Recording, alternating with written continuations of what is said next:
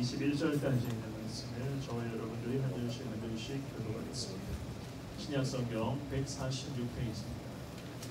신약성경 146페이지 요한복음 3장 16절에서부터 21절까지 있는 말씀.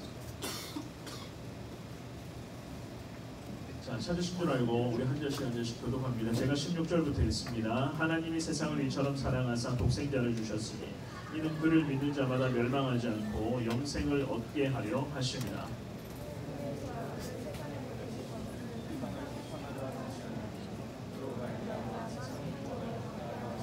그를 믿는 자는 심판을 받지 아니하는 것이요 믿지 아니하는 자는 하나님의 독생자의 이름을 믿지 아니함으로 벌써 심판을 받은 것이니라.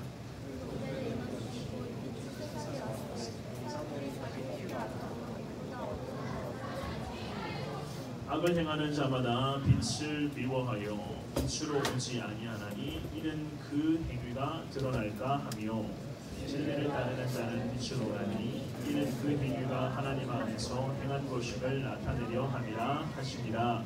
아멘. 성탄을 하루 앞두고 오늘 주일 예배에 오신 여러분들을 축복합니다.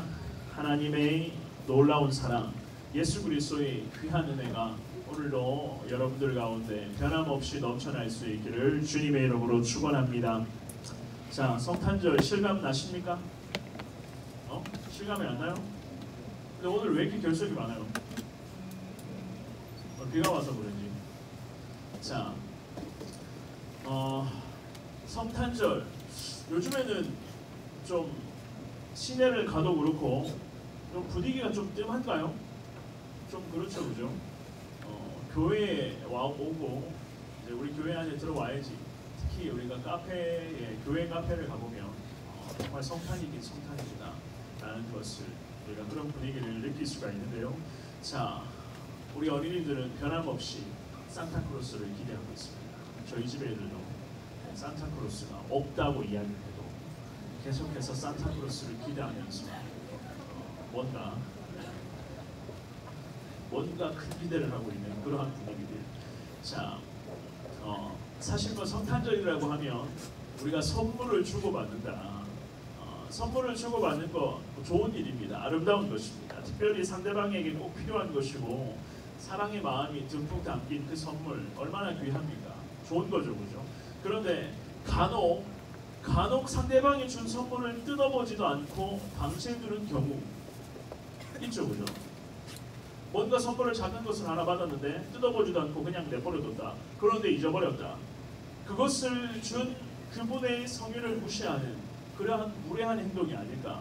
그리고 내 자신에게도 선물을 받은 내 자신도 어쩌면 손해가 되는 부분이 아닐까. 우리 그렇게 생각할 수가 있는데요. 자, 어쩌면 많은 사람들에게 성탄절이 방금 제가 말씀드린 이러한 의미와 같은 것인지 모르겠습니다.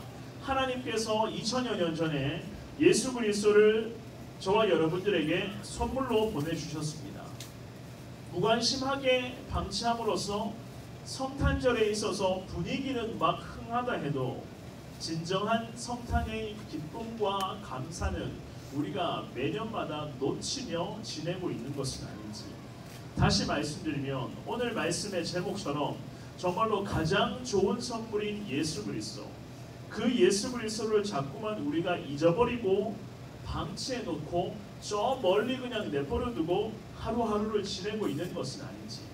우리가 이러한 부분들을 여러분들 오늘 예배 시간에 한번 고민해 보시면서 혹시라도 우리 하나님께서 저와 여러분들에게 예수님이라는 놀라운 선물, 최고의 선물을 보내주셨더만 우리 식으로 말씀드리면 아직도 하나님이 주신 선물을 믿음으로 제대로 뜯어보지도 못하고 체험해보지도 못한 분이 여기 계시다면 이번 성탄을 맞이하여서 한 번 더 주님께서 우리들에게 보내주신 예수님의 선물, 과연 우리 예수님 어떠한 분이신지, 우리 예수님 과연 나에게 앞으로 어떠한 은혜와 축복을 주실 것인지 깨닫고 주님께 감사하며 나아갈 수 있는 은혜의 성탄이 될 수 있기를 주님의 이름으로 축원합니다. 자, 선물 가운데 가장 중요하고도 최고의 선물은 예수 그리스도이심을 믿습니다. 믿으십니까? 자, 성탄절은 하나님께서 우리들에게 정말로 매년마다 선물 주시는 날입니다. 우리 그렇게 생각해도 아무런 문제가 되지 않습니다. 자, 우리가 읽었던 오늘 본문 요한복음 3장의 16절 말씀, 잘 아는 말씀이죠, 그죠? 아마 거의 외우고 있는 학생들이 많이 있는 것 같은데요. 우리 같이 한번 외워보거나 한번 읽어봅시다. 자, 시작. 하나님이 세상을 이처럼 사랑하사 독생자를 주셨으니 이는 그를 믿는 자마다 멸망하지 않고 영생을 얻게 하려 하심이라. 아멘. 자, 16절 말씀 계속 보여주시고요. 자, 하나님이 세상을 이처럼 사랑하사 독생자를 주셨다. 독생자를 우리들에게 보내주셨다고 이야기합니다. 자, 여기서 세상을 이처럼 사랑한다. 세상이라고 하는 말은 곧 모든 인류를, 모든 사람들을 가리키고 있습니다. 자, 잘 아시는 것처럼 선물을 주고받는다. 사랑을 나눈다. 내가 당신을 사랑합니다 라고는 그런 증표라고도 할 수가 있겠죠, 그죠? 자, 하나님께서 우리 인간을 사랑하는 증표로서 독생자 예수 그리스도를 이 땅에 우리에게 보내주셨던 것입니다. 물론 우리 예수님은 우리와 똑같은 인간의 모습으로 왔지만 사람에 불과한 존재는 아니죠, 그죠? 죄인 사이에서 태어난 그러한 예수님이시지만 우리 예수님은 동정녀에게 성령으로 잉태되신 분으로서 죄가 없으신 분으로서 이 땅에 오셨던 것입니다. 그러므로 저와 여러분들의 구원, 죄 문제를 해결해 주실 예수 그리스도, 구세주가 되셔서 이 땅에 오셨던 것입니다. 그 이 땅에 오신 예수 그리스도, 그 예수 그리스도를 하나님께서 저와 여러분들에게 구원의 선물을 허락해 주시기 위해서 예수님을 이 땅에 보내주신 것입니다. 그런데 문제는 이 놀라운 선물을 모든 세상, 하나님의 세상을 이처럼 사랑하사 모든 인류들에게, 인간들에게 주셨지만 실제로 서두에 말씀드렸던 것처럼 포장을 뜯어서 자기 것으로 받는 사람, 즉 선물의 중요성을 파악하고 있는 사람들이 가면 갈수록 드물다는 사실입니다. 그러면 어떻게 이 중요한 선물을 우리가 받아낼 수가 있습니까? 16절 말씀을 잘 보시면 정답이 기록되어 있죠, 그죠? 자, 이처럼 세상을 사랑하사 우리 주님이 독생자를 주셨는데 어떻게 하라고요? 이는 그를 뭐 한다고? 그렇죠. 믿는 자들만 이 놀라운 예수 그리스도라는 선물을 받을 수가 있습니다. 믿는 자, 믿음, 오직 믿음으로만 가능하다. 성경은 그렇게 이야기를 합니다. 자, 믿음이라고 하는 것, 상대방이 나에게 선물을 줄 때 거리낌 없이 손을 내밀어서 선물을 받으며 감사합니다 라고 하는 것 아닙니까?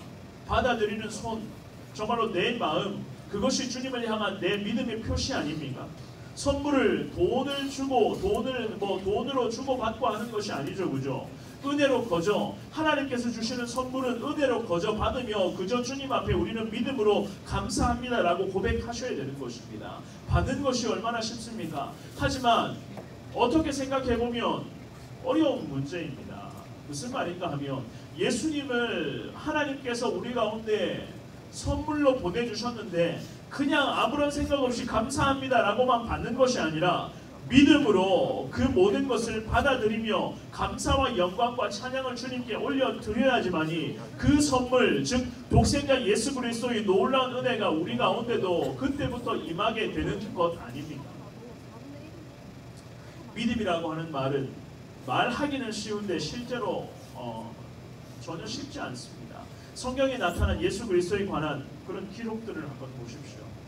성경책 속에 기록되어 있는 그런 예수님에 관한 이야기들, 사실 믿기 쉬운 이야기는 결코 아니죠, 그죠? 동정녀 탄생부터 시작해서 공생의 기간 중에 나타났던 여러 가지 기적들, 병자를 고치고 죽은 자를 살리고 물 위로 걸어 다니시고 귀신 들린 사람을 그 자리에서 말씀 한마디로 쫓아내시고 십자가에 달려 죽으셨다가 다시 3일 만에 부활하셨고, 이러한 모든 예수님에 관련된 그러한 예수님의 생애의 모습들은 사실 저와 여러분들의 짧은 이성적인 판단으로 받아들이는 것 사실 어렵습니다. 그래서 세상의 대다수의 수많은 사람들이 예수님에 관련된 이러한 기적 같은 이야기들, 이 실제로 일어났었던 예수 그리스도의 놀라운 은혜를 믿지 못하고 있는 것입니다. 사랑하는 여러분, 믿음이라고 하는 것은 이성을 뛰어넘으셔야 됩니다. 내 생각과 상식을 뛰어넘으셔야 한다는 겁니다. 내가 가지고 있는 생각과 내 상식의 기준으로서는 예수님을 판단하고 이해하고 믿는다. 불가능한 이야기 아닙니까? 먼저는 믿음이라고 하는 것이 반드시 우리 가운데 선행되어야 하는 것, 그것을 반드시 기억하시기를 바랍니다. 이성을 뛰어넘는 모습들 잘 생각해 보십시오. 인간의 이성이란 얼마나 하찮은 것입니까? 인간의 능력으로 불가능한 것들이 얼마나 많이 있습니까? 그렇지만 하나님의 능력으로 불가능한 것들이 있습니까? 그러니까 사람이 하나님 앞에 겸손해지면 얼마든지 믿음을 가질 수가 있는 것입니다.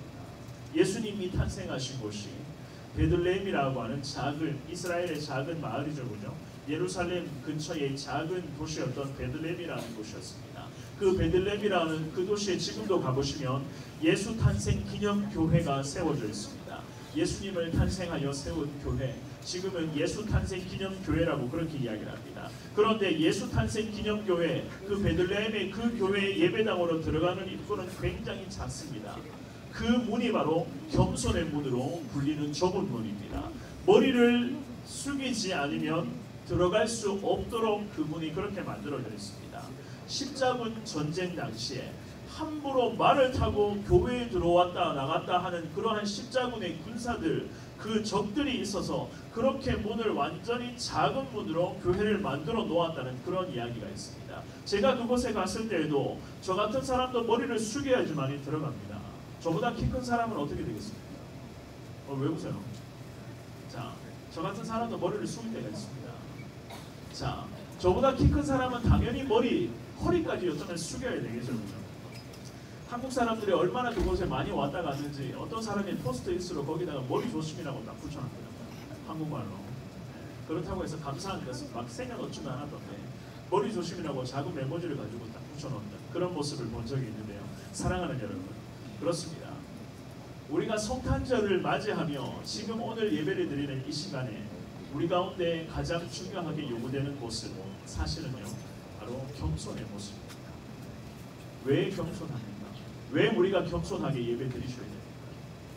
서두에 말씀드렸던 것처럼 하나님께서 저와 여러분들을 위해서 예수님이라는 놀라운 선물을 우리에게 허락해 주셨기 때문에 그 선물을 주신 이유는 여기 있는 모두를 죄의 문제에서 해결하시고 구원받은 하나님의 자녀로서 천국 백성으로 나아갈 수 있도록 주님 예수님이라는 놀라운 선물을 우리 가운데 허락해 주신 것입니다.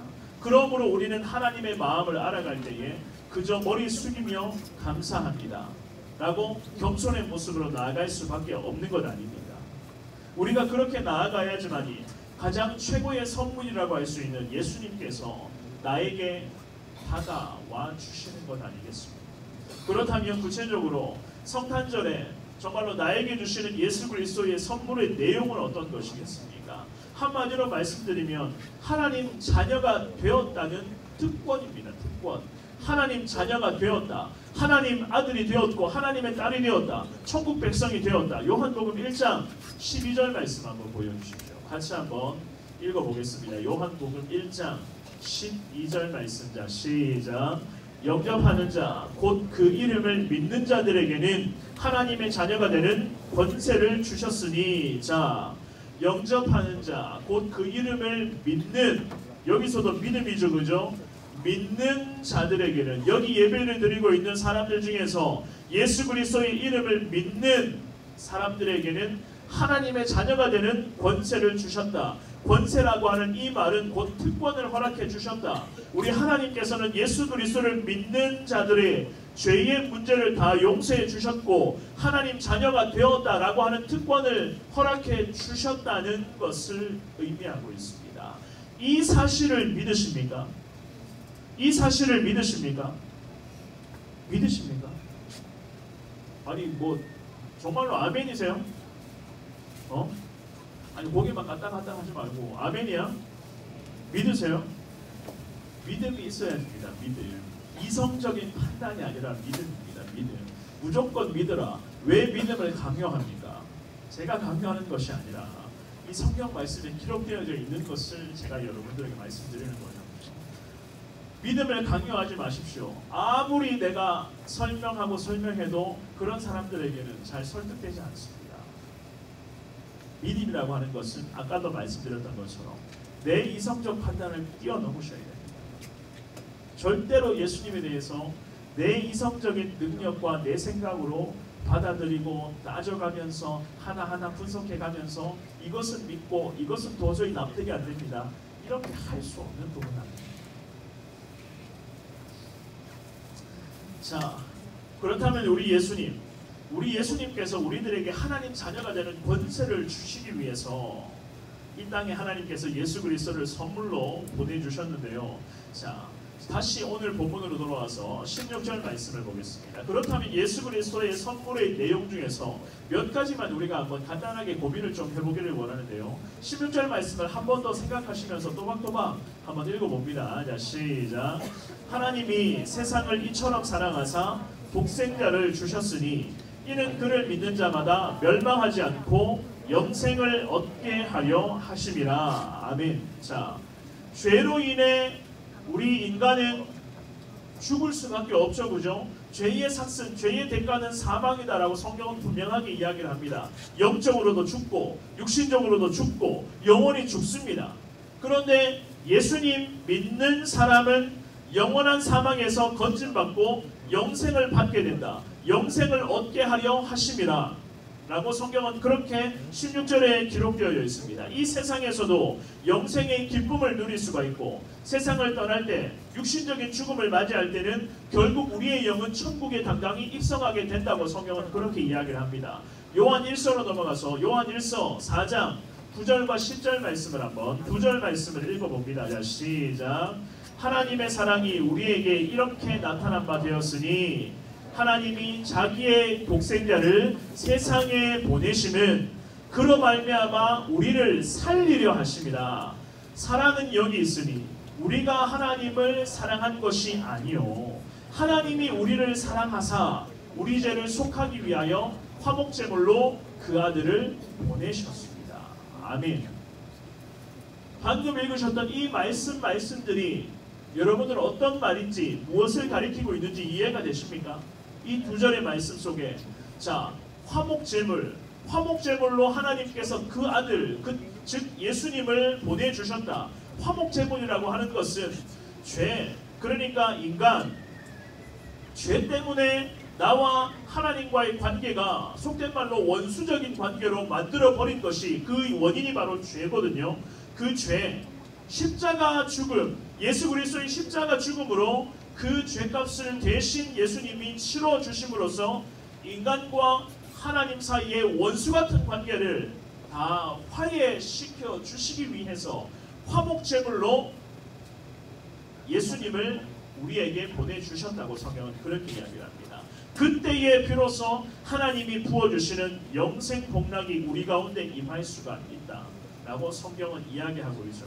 자, 오늘 본문으로 요한복음으로 돌아가서 요한복음 3장 17절 말씀을 한번 보여주십시오. 3장 17절 같이 한번 읽어봅니다. 자, 시작.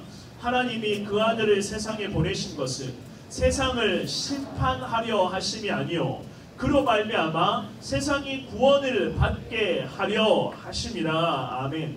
자, 우리 하나님께서 예수님을 이 땅에 보내주신 가장 큰 목적은 세상에 살아가고 있는 모든 사람들을 다 지옥에 보내시기 위해서 이 땅에 보내주신 것이 아니라 우리 모두를 구원하기 위해서 하나님이 예수님을 우리에게 선물로 보내주신 것입니다.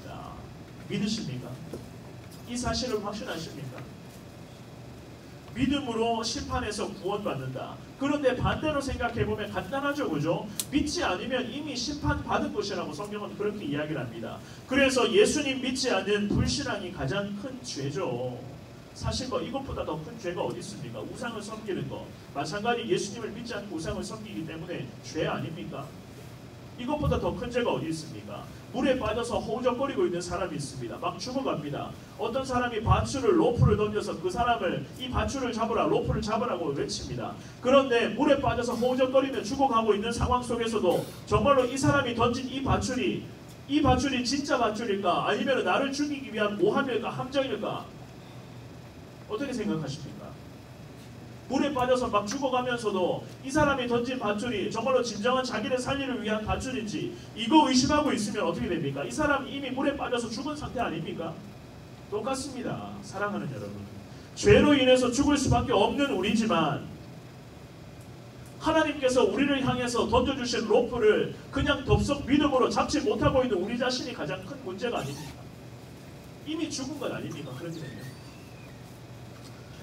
구원과 영생의 축복이 얼마나 큰지 아십니까?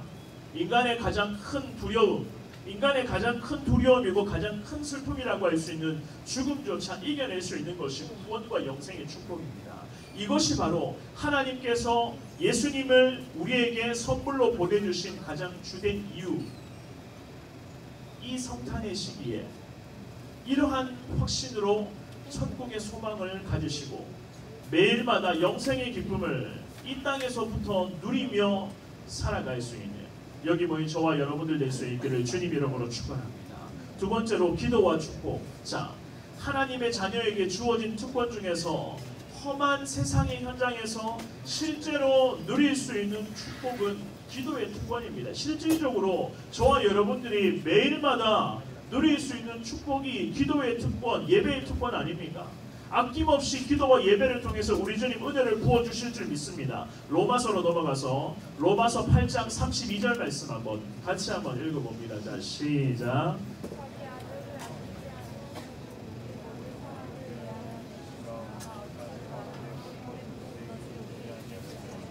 자, 한 번 더. 자, 목소리 좀 맞춰서 큰 목소리를 한번. 야, 이 천장이 좀 빵꾸가 나도록 한번 읽어봅시다. 자, 시작. 자기 아들을 아끼지 아니하시고 우리 모든 사람을 위하여 내주시니가 어찌 그 아들과 함께 모든 것을 우리에게 주시지 아니하겠느냐. 아멘. 한마디로 말씀드리면 이 말씀, 즉 독생자 예수 그리스도를 저와 여러분들에게 선물로 주셨는데 우리 하나님 과연 무엇을 우리를 위해서 아끼지 아니하시겠느냐라는 이야기겠죠. 그죠? 그렇기 때문에 사랑하는 여러분, 저와 여러분들을 아무것도 우리 하나님 아깝지 아니하시다고 판단하시고 계시기 때문에 담대하게 매일마다 기도하시기를 바랍니다. 늘 하나님 앞에 엎드리시기를 바랍니다. 주님께서 다 채워주시고 응답하여 주실 줄 믿습니다. 요한일서 5장 14절 말씀 한번 보겠습니다. 요한일서 5장 14절 말씀 같이 한번 더 시작. 그를 향하여 우리가 가진 바 담대함이 이것이니 그의 뜻대로 무엇을 구하면 들으십니다. 아멘. 그의 뜻대로 존재 조건 달려 있습니다. 내 뜻대로 그냥 내 뜻대로 기도하는 것이 아니라 주님의 뜻대로 구하면 주님 다 들어주실 줄 믿습니다. 아무렇게나 기도하지 말라는 겁니다. 우리를 가장 잘 아시고 우리의 인생의 미래까지 훤히 내다보고 계시는 하나님, 그분의 뜻대로 주님 앞에 기도하십시오. 우리 주님께서 다 채워주시고 응답하여 주실 줄 믿습니다. 그리고 세 번째, 우리 주님 끝까지 보호하시고 승리하는 인생으로 살아가도록 주님 인도하여 주실 것입니다. 하나님께서 여기 모인 저와 여러분들을 자녀 삼아 주셨기 때문에 이 세상에서 살아갈 동안 절대적인 보호를 주님 해주십니다. 그러므로 세상에서 아무리 우리가 어려운 일을 당해도 우리가 승리의 확신을 가질 수가 있는 것 아닙니까? 예수님께서 부활승천하시면서 이 말씀을 마지막으로 남기셨죠. 마태복음 28장 20절 말씀 보겠습니다. 같이 한번 이 말씀을 읽어볼게요. 자, 시작. 내가 너희에게 분부한 모든 것을 가르쳐 지키게 하라. 볼지어다 내가 세상 끝날까지 너희와 항상 함께 있으리라 하시니라. 아멘. 세상 끝날까지 여기 예배를 드리고 있는 저와 여러분들과 함께 해주시겠다. 전능하신 예수 그리스도께서, 즉 하나님의 아들께서 우리와 함께 해주시겠다는데 무엇이 걱정이고 무엇이 실패이고 무엇 때문에 두렵습니까? 그렇지 않습니까? 어깨 펴고 사십시오. 아시겠죠? 우리에게는 하나님께서 계십니다. 어깨 펴고 목도 좀 꼿꼿하고 바른 자세로 자신감 가지십시오. 맨날 축 처져가지고 눈치만 보면서 그냥 세상 짐 다 짊어지고 가는 것처럼 그렇게 지내지 말고 이 땅에서 어깨에 힘주고 믿음으로 주님 바라봅니다. 책임져 주옵소서. 과감하고도 자신감 있게 세상을 향해 달려가시겠다. 하나님께서 끝까지 저와 여러분들과 동행하여 주실 줄 믿습니다. 이 이야기만 하고 말씀을 정리하겠습니다. 제가 예전에도 한번 이런 이야기를 했었는데요. 제가 결혼을 하고 나서 우리 첫째 아들을 하나님께서 저희 가정에 선물로 주셨습니다. 예전에도 한번 이런 이야기를 했었죠, 그죠? 아내도 그렇지만 얼마나 저도 기뻤는지 모릅니다. 그때 하나님께서 저한테 자녀를 선물로 주시기 전부터, 아니 집사람과 이제 만나고 결혼을 계획하고 그리고 자녀를 이야기를 하면서 이런 생각을 가지고 있었습니다. 목회자는 시키지 말아야지. 나는 생각. 목회자는 시키지 말아야지. 나는 그런 생각을, 저 혼자서 그런 생각을 갖고 있었습니다. 내 아이만큼은 절대로 목회자나 뭐 선교사나 사모나 뭐 이런 거는 시키지 말아야지. 왜냐하면 사실 좀 힘들어요. 그죠? 힘들어요. 이 힘든 거는 뭐 제가 힘들다라고 하는 거는 아마 여기 있는 대다수의 모든 분들이 공감이 잘 안 될 거예요. 어떤 것이 힘든지.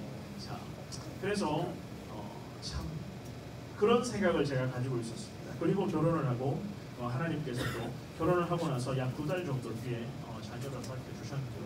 자, 그러면서도 계속해서 내 안에 드는 생각을 그거는 안 되지. 나는 그런 생각들. 길 가다가도 갑자기 그 생각이 툭툭 튀어나오는 거. 그리고 같이 친구들과 이야기를 하면서도 그런 생각이 툭툭 튀어나오고. 자, 그러면서도 또 한 가지 생각이 또 저한테는 들었습니다. 어떤 생각이냐면 목사보다는 일반 세상에서 인정하는 사자. 아시죠, 그죠? 뭐 의사, 뭐 판사, 검사. 이거 검사 시키면 좋겠다. 이 검사들이 가지고 있는 능력이 제가 그때 이야기를 다른 집사님들이 이야기 들어보면 대단하더라고요. 그래서 그런 것도 좋겠다라는 그런 생각들. 하나님 앞에서 얼마나 앞서 나갔습니까? 그죠? 자녀 교육에 관한 방침을, 물론 또 아내에게도 이런 생각들도 막 그냥 제가 강요한 적도 있었고 그랬는데요. 자, 그러면서 첫째 아이를 우리 가정에 하나님께서 허락해 주셨고 이제 엄마 아빠가 될 준비를 하고 있었던 찰나에 학교에서 근무하고 있었던 아내에게 갑자기 전화가 옵니다. 갑자기 하혈을 한다. 사실 임신 초기에 임산부가 하혈을 하면 굉장히 위험한 거죠. 그렇죠? 위험한 거. 당시에 저는요 5,000명의 청소년들을 모아놓고 대형 집회 준비를 하고 있었고 그 집회를 전체 기획하고 있는 그러한 7월에 되는 그 시점에 얼마나 정신이 없겠습니까? 집에도 제대로 들어가지도 못하고 전국에 있는 청소년 5,000명을 모아놓고 집회를 준비하고 있었습니다. 얼마나 바빴겠습니까? 모든 것을 다 제쳐두고 아내의 학교에 가서 아내를 데리고 병원에 갑니다. 병원에 가서 검진을 받는데요.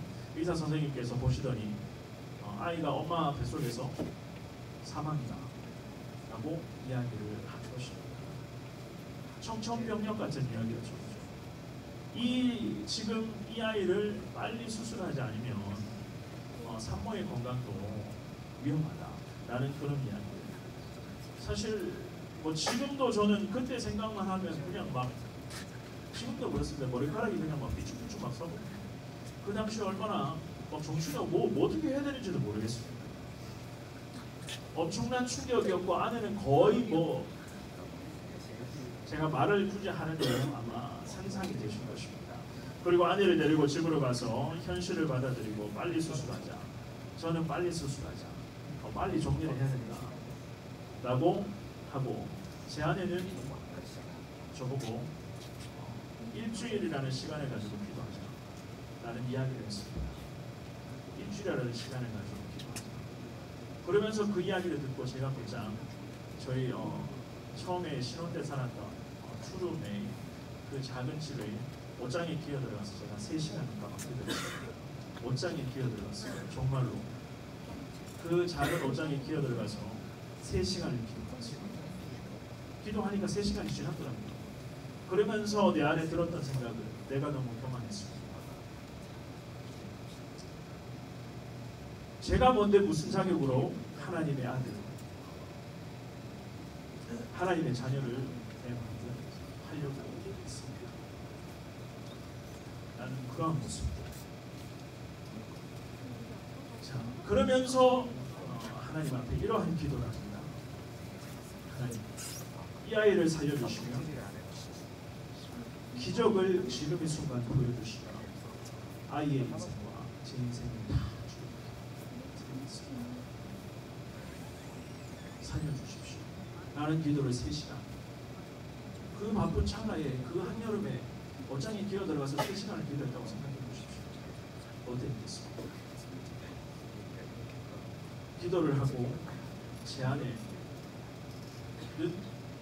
제가 기도하고 나니까 제 안에는 멀쩡하더라고요. 멀쩡해서 또 학교를 또 계속 그 다음날 또 근무하러 다녔습니다. 저는 마음이 막 졸아왔습니다. 빨리 수술을 해야 되는데 라는, 그렇게 기도하고 결단하고 나서도 다시 현실로 돌아오면 빨리 수술을 해야 되는데 라고 하는 그러한 믿음 없는 내 모습들. 그런데 제 안에는 얼마나 씩씩한지 믿음으로 일주일간 기도하자 라고 하고 아무것도 보지 않고 주님만을 바라보면서 일상적으로 그렇게 했던 그런 모습들. 그러면서 일주일이라는 시간이 지나고 이제 병원에 갔습니다. 병원에 가서 마음을 추스리고 이제 수술을 받아야 되고 이제는 이후의 것을 생각해야 되는 그런 시점에 병원에 가니까 하나님께서 기도하며 주님을 의지했던 저와 우리 가정이 하나님께서 기적 같은 역사를 허락해 주신 것입니다. 95% 죽었다고 했던 아이가 일주일이라는 시간을 가지고 기도하며 믿음으로 주님 살려주십시오. 하나님만 바라봅니다. 하나님만 의지합니다. 계속 이 기도만 반복했습니다. 계속 이 기도만. 다른 기도 할 것도 없었어요. 계속 하나님만 바라봅니다. 하나님만 바라봅니다. 주님만 의지합니다. 살아계신 하나님의 능력을 믿습니다. 계속 이 기도만 하고 일주일이라는 시간이 지나고 병원에 가서 깜짝 놀랄 만한 기적 같은 역사가 나타났었죠.